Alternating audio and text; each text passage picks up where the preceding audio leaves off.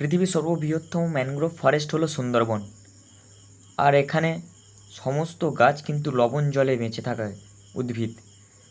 জঙ্গলে দেখতে পাওয়া যায় রয়্যাল বেঙ্গল টাইগার, যা বিশ্ববিখ্যাত সুনাম খ্যাতি অর্জন করেছে। তার সাথে সাথে বনের রাজা বাঘ থাকলেও কিন্তু এখানে দেখতে পাওয়া যায় জলের রাজা কুমিরকেও। আর সে মোড়ার মতো কত সুন্দরভাবে নদীর চড়ে হা হয়ে মুখ প্রান্তকে খুলে রেখেছে।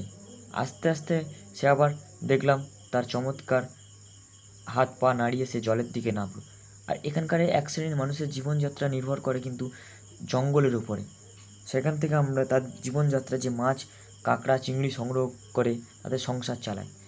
তাহলে আরও এমনভাবে আরও কিছু এক শ্রেণীর মানুষ যারা মৌলে বলে, মৌচাক থেকে মধু সংগ্রহ করে জীবনযাত্রা বা জীবিকা চালায়।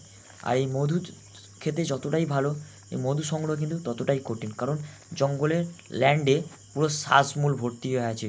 আর পায়ে ঢুকলে এফোড় ওপর হয়ে যাবে। জীবনে বাঘের হাত থেকে মধু সংগ্রহ করা এবং আরও বিভিন্ন বিষাক্ত সাপ, এইভাবে জীবনের রিস্ক নিয়ে তারা মধুটা সংগ্রহ করতে হয়। তো আস্তে আস্তে আমরা দেখলাম আরও লাল কাঁকড়ার প্রজাতি। আর সময় শেষে ফেরার পথে ল্যান্ডে লোকাল সাইটে নেমে কিছুটা দেখানোর চেষ্টা করলাম।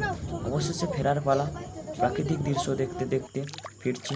তো ভিডিওটা যদি ভালো লেগে থাকে লাইক করতে ভুলবে না, আর এমন নতুন নতুন ভিডিও পেতে পেজটিকে ফলো করবে।